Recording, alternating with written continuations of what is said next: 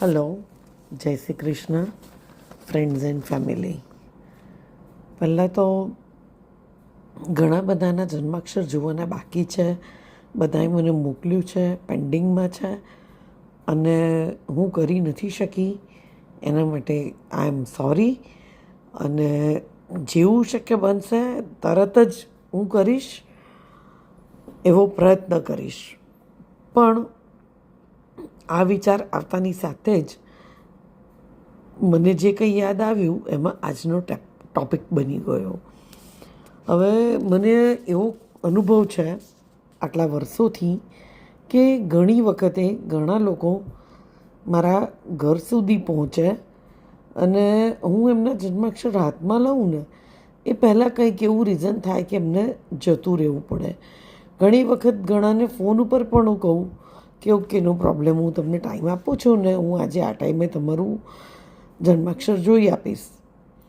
પણ જેવો એ મને ફોન કરે ને હું બધું રેડી કરું ને તો કંઈ બી રીઝન આવે કે ફોન કાપી નાખવો પડે અને એમનું કામ ન થાય. એટલે મને થયું કે એવું છે કે હું ઈચ્છું ત્યારે અને હું ઈચ્છું એમ કરી શકું એવું પોસિબલ નથી.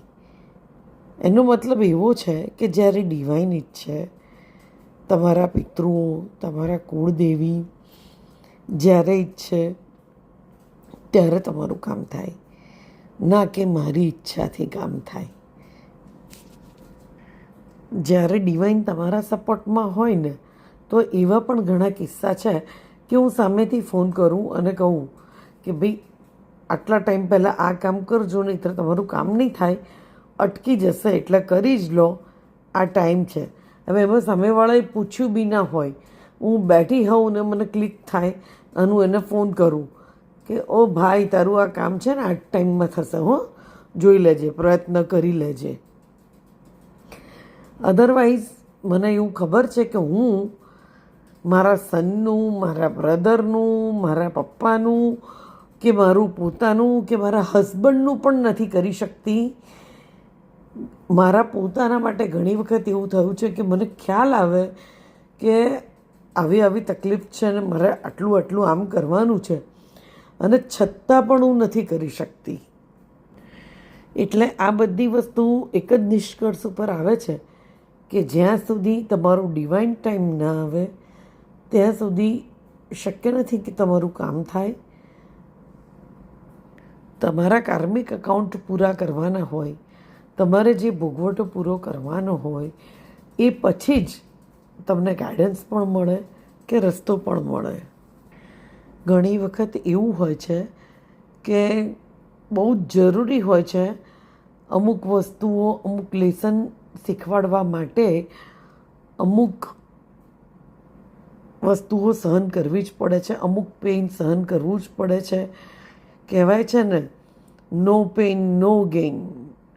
આગમાં તપવું જ પડે છે. આગમાં તપ્યા વગર ક્યારે બી નિખાર આવતો નથી.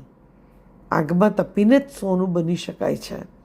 એટલે જ્યારે ડિવાઇન તમને તમારી સોલને અપગ્રેડ કરવા માંગતા હોય, તમને લેસન શીખવાડવા માંગતા હોય, ત્યારે પણ તમારી પાસે સહન કર્યા સિવાય કે સમજ્યા વગર કોઈ છૂટકો જ નથી કે હા, એ પરિસ્થિતિને તમારે ભોગવવી પડે, એને સમજવી પડે અને પછી જ તમે એમાંથી બહાર નીકળી શકો.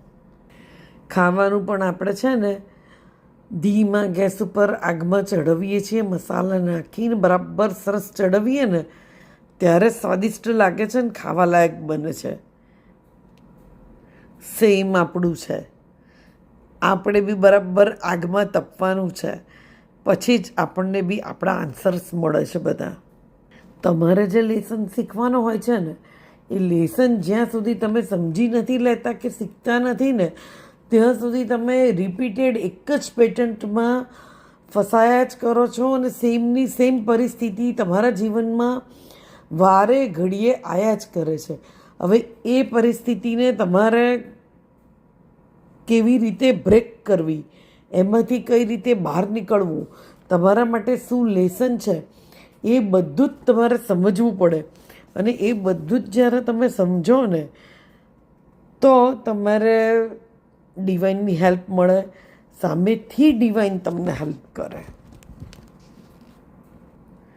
ડિવાઇન હંમેશા તમારી સાથે હોય છે. તમારા દરેક કર્મો ઉપર એમની વોચ હોય છે. એટલે જ્યારે પણ સમજવાનો પ્રયત્ન કરો ને કે મારે શું શીખવાનું છે, શીખવાનો પ્રયત્ન કરો અને ડિવાઇન રસ્તા પર ચાલવાનો પ્રયત્ન કરો, તો તમારે ક્યાંય ના કોઈની પાસે જવું પડશે, ના કોઈને કંઈ શોધવું પડશે.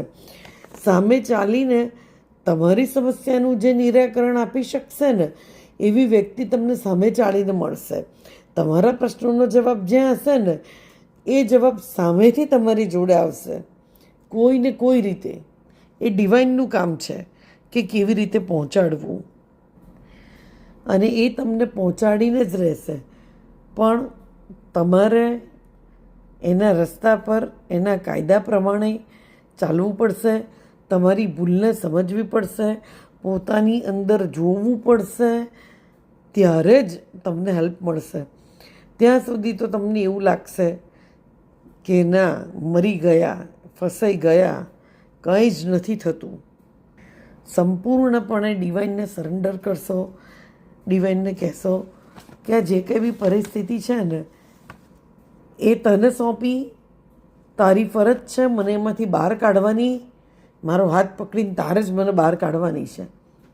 હું કોઈને પૂછવાની નથી ને હું ક્યાંય જવાની નથી.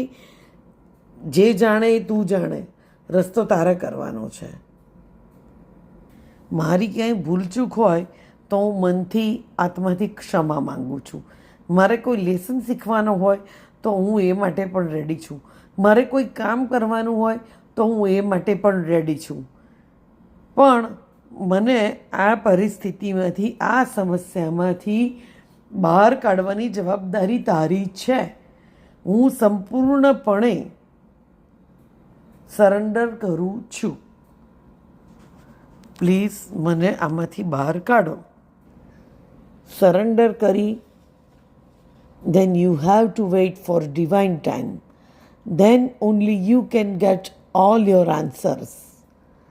Thank you, Divine. Love you, Divine, for being with us. Sure, હું કહું છું કે જો આ રીતે કરશો તો 100% સામેથી બધા જ આન્સર્સ મળશે, બધા જ સમસ્યાઓનું સમાધાન બી થશે, અને તમને નવાઈ લાગશે કે આ બધા જવાબો મને કેવી રીતે મળી ગયા. Thank you very much. All of you. Thank you.